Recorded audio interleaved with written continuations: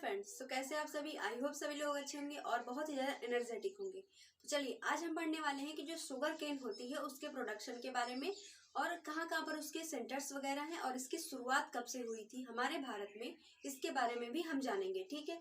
आप सोच रहे होंगे कि ये कैसा टॉपिक है, ये भी क्या एग्जाम में आता है। तो जी हाँ, आप प्रीवियस ईयर पेपर देखना, वहां पे आपसे पूछा गया है कि इसकी खेती हमारे भारत में कब से शुरू हुई थी, किसके द्वारा शुरू की गई थी, इसके सेंटर्स हमारे इंडिया में कहाँ कहाँ पर है, यूपी में सेंटर्स कहाँ कहाँ पर है। तो ऐसे टाइप के क्वेश्चन शुगर केन से पूछे जाते हैं। ठीक है। तो चलिए अब हम पढ़ेंगे शुगर केन के बारे में। ठीक है।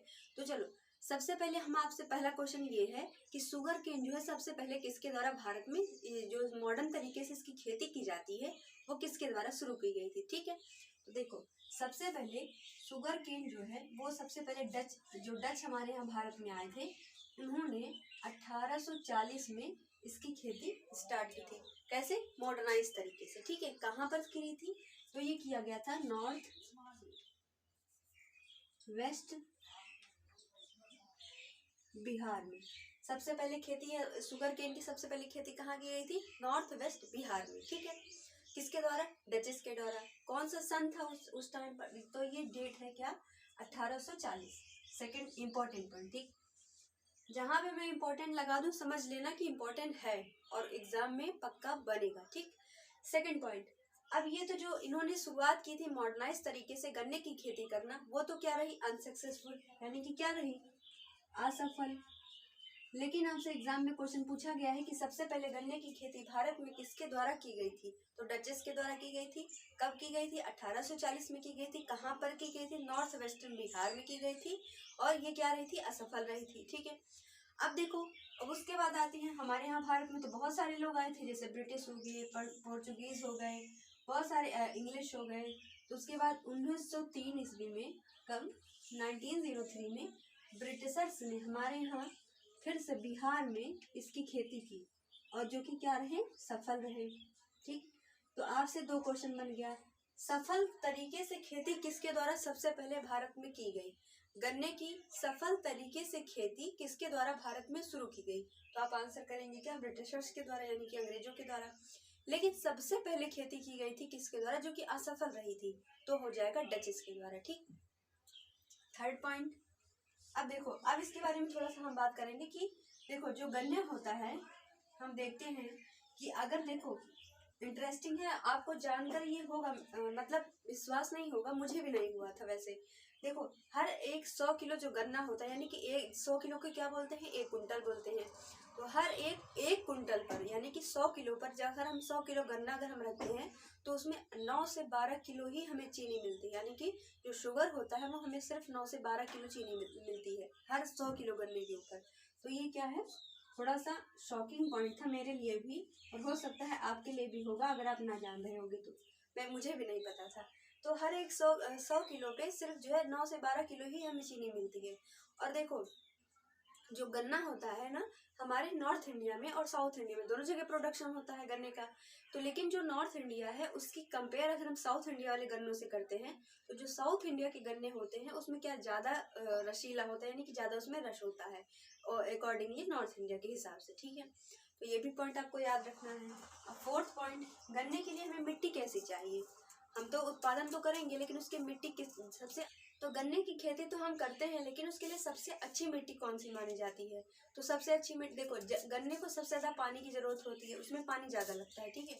तो ऐसा कौन सी मिट्टी होगी आपकी, थोड़ा सोचो कि ऐसी कौन सी मिट्टी होगी इसमें सबसे ज्यादा पानी होता होगा? तो ये होती है ब्लैक सॉइल। ब्लैक सॉइल क्यों? क्योंकि जो काली मिट्टी होती है वो पानी को सबसे ज्यादा एब्जॉर्ब करने की क्षमता होती है उसके अंदर, काली मिट्टी में। तो जहाँ पर काली मिट्टी होगी वहां पर गन्ना जो है बहुत ही अच्छा होगा। तो यहाँ पर आ गया ब्लैक सॉइल। ठीक है। कौन सी मिट्टी? काली मिट्टी। ठीक है। अब देखो ये तो कितने हो गए? 4 इंपॉर्टेंट पॉइंट हो गए किससे? शुगर केन से। ठीक है। अब देखो थोड़ा और पॉइंट जानते हैं। नॉर्थ इंडिया में सबसे ज्यादा जो है गन्ना कौन से एरिया में होता है? जैसे कि अगर हम कहें कि बहुत सारे रिवर्स है नॉर्थ इंडिया में। ठीक है। तो जो गंगा और यमुना को दोआब है, देखो कैसे, मतलब ये है गंगा नदी, ठीक है। इसके नीचे से पैरेलल में चलती है यमुना नदी। तो ये वाला जो दोआब का एरिया है, यहाँ पर गन्ने की खेती सबसे ज्यादा होती है।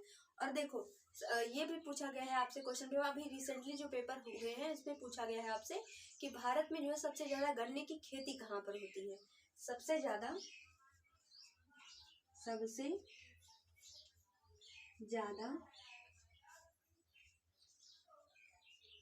गन्ने की खेती होती कहाँ पर है? ये यूपी में, ठीक है। लेकिन अगर आपसे पूछा जाता है, ये पॉइंट मैं थोड़ा अलग कर दूं, हाँ, अगर आपसे ये पूछा जाता है कि सबसे ज्यादा गन्ने की मिल्स कहाँ पर है, यानी कि जब सबसे ज्यादा मिलें कहाँ पर है गन्नों के लिए, तो इसका आंसर क्या बनेगा? महाराष्ट्र बनेगा। क्या बनेगा?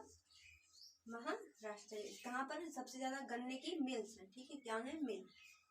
और सबसे ज्यादा गन्ने, जैसे प्रोडक्शन तो सबसे ज्यादा यूपी में होता है, यानी कि जो गन्ना होता है उसका उत्पादन सबसे ज्यादा यूपी में होता है, लेकिन गन्ने से जो चीनी बनाई जाती है वो सबसे ज्यादा महाराष्ट्र में बनाई जाती है, और सबसे ज्यादा मिल्स भी महाराष्ट्र में ही है, ठीक है।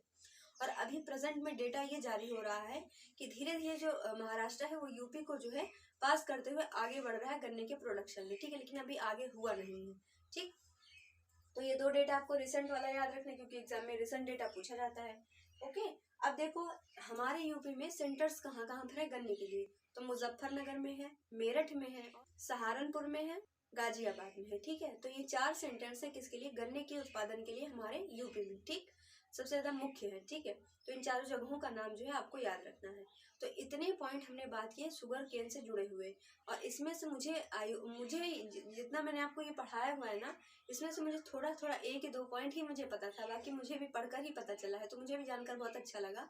तो ऐसे पॉइंट्स आपको जानने चाहिए, क्योंकि आपको जो है ना कोई भी चीज़, जैसे कोई नई चीज़ है तो आपको उसको जानने की जिज्ञासा होनी चाहिए कि हाँ ऐसा ऐसा भी होता है, ठीक है। जरूरी नहीं है कि वो जो पेपर में आए वही हम पढ़ें, ऐसा भी कभी कभी हो जाता है, तो नहीं कभी आया हुआ वो भी पेपर में आ जाता है। तो इसलिए जो है इंटरेस्टिंग चीज़ें पढ़नी चाहिए। तो चलिए अब मिलते हैं अगले लेक्चर में कुछ ऐसे ही इंटरेस्टिंग वीडियोज़ के साथ। Thank you. और अगर आप चैनल पर पहली बार आए तो चैनल को सब्सक्राइब कर लीजिएगा।